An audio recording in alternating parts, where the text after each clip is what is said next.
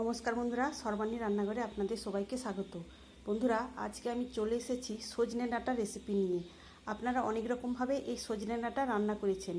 আমি আজকে একটু অন্যরকম পদ্ধতিতে এই সজনে ডাঁটা রেসিপিটা আপনাদের সঙ্গে শেয়ার করব।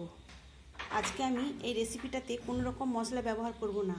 একটা বিশেষ উপকরণ আমি ফোড়নে দিয়ে দেব, যার ফলে এই তরকারির টেস্ট অনেক গুণ বেড়ে যাবে আর একটা সুগন্ধও আসবে। আর সেই সুগন্ধেই এই তরকারিটা দিয়ে এক থালা ভাত সম্পূর্ণ খাওয়া হয়ে যাবে, আর কিছুই লাগবে না, বিশেষ করে এই গরমের দিনে। আশা করি বন্ধুরা আজকের রেসিপি আপনাদের সবারই ভীষণ ভালো লাগবে। তাহলে চলুন আমি কিভাবে আজকে এই সজনে ডাঁটা রেসিপিটা বানালাম। বন্ধুরা, আপনাদের কাছে অনুরোধ, ভিডিওটা সম্পূর্ণ দেখবেন আর একটা লাইক দিয়ে দেখা শুরু করবেন।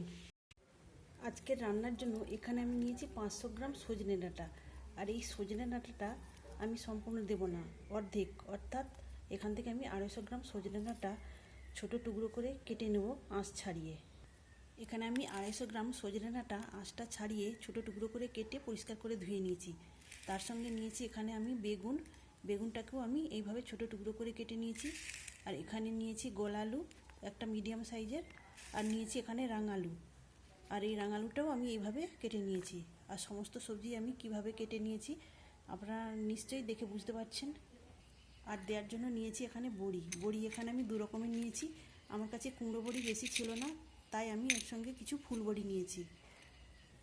এই রেসিপিটাতে আমি আর কোনো মশলা দেব না, বিশেষ একটা ফোড়ন আমি এর মধ্যে দিয়ে দেব। এখন আমি রান্নার জন্য চলে যাব। আজকে আমি রান্নাটা উনানে করব। আপনারা কিন্তু এই রেসিপিটা দেওয়ার জন্য যে কোনো রকমের বড়ি নিতে পারেন। রান্নার জন্য উনানে একটা কড়াই বসিয়ে তার মধ্যে দিয়ে দিয়েছি 2 টেবিল চামচ সরিষার তেল। প্রথমে বড়িগুলোকে তেলে দিয়ে ভেজে নেব।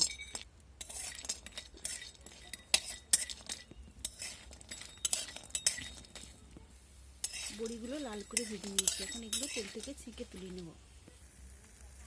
এখন এই তেলের মধ্যে বেগুনগুলো ভেজে নেব। খুব বেশি লাল করে ভাজার প্রয়োজন নেই, হালকা করে একটু ভেজে নেব।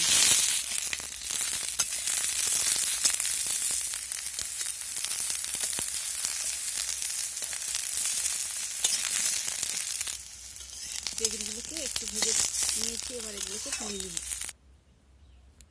এখন আবারও কড়াই তেল দিয়ে দিয়েছি, এখন আলুগুলো ভেজে নেব।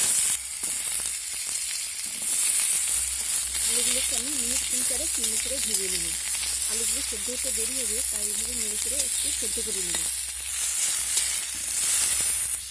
আলুগুলোকে মিনিট নাড়াচাড়া করে নিয়েছি। এখন এর মধ্যে দিয়ে দেবো কেটে রাখা সজনে ডাঁটা। সজনে ডাঁটা দিয়ে আমি মিনিট খানিক নাড়াচাড়া করে নেব। তবে সজনে ডাঁটা দিয়ে খুব বেশি নাড়াচাড়া করার প্রয়োজন নেই। এখন দিয়ে দিলাম পরিমাণ মতো হলুদ, দিয়ে একটু নাড়াচাড়া করে আমি এর মধ্যে দিয়ে দেবো জলটা পরিমাণ মতো দিতে হবে। এখন ঢেকে দিয়ে মিনিট 4 রেখে দেবো। মাঝে একবার নাড়াচাড়া করে নেব। মিনিট 4 আমি এগুলোকে সেদ্ধ করে নিয়েছি, আর ডাঁটা আর আলু অনেকটাই সেদ্ধ হয়ে গেছে। এখন আমি এটাকে একটা পাত্রে নামিয়ে নেব। এখন কড়ার মধ্যে আবারও দেবো 1 টেবিল চামচ সরিষার তেল। এখন ফোড়নে দিয়ে দেবো 1 চামচ 5 ফোড়ন, আর একটা শুকনো লঙ্কা 2 টুকরো করে দিয়েছি। এবার দেবো একটা বিশেষ উপকরণ, নরম কচি নিম পাতা। আর এই নিম পাতাটা দেওয়ার ফলে এই তরকারির টেস্ট এবং সুগন্ধ খুব, তার জন্যই এই তরকারিটা খেতে হবে অসাধারণ। নিম পাতাটা এই ফোড়নে দিয়ে ভালো করে ভেজে নিতে হবে। এই ভাজার ফলে একটা খুব সুন্দর মিষ্টি গন্ধ বের হবে। আর এই নিম পাতার জন্য খুব তেতো হবে না, কিন্তু একটা মধুর তেতো হবে, যার ফলে বাচ্চারাও কিন্তু খেতে ভীষণ পছন্দ করবে।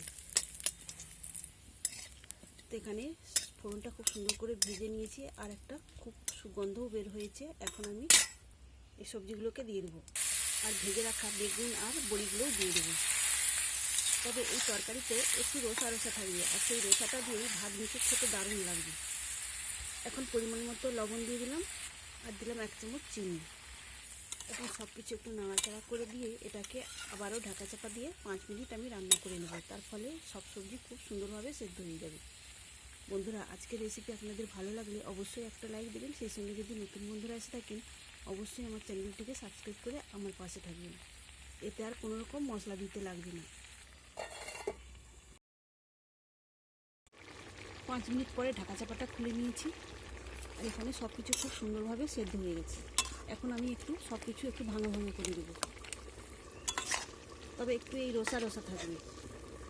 আপনারা চাইলে এর মধ্যে একটু সর্ষে বাটাও দিতে পারেন। এখানে আমার সম্পূর্ণ রান্নাটা হয়ে গেছে।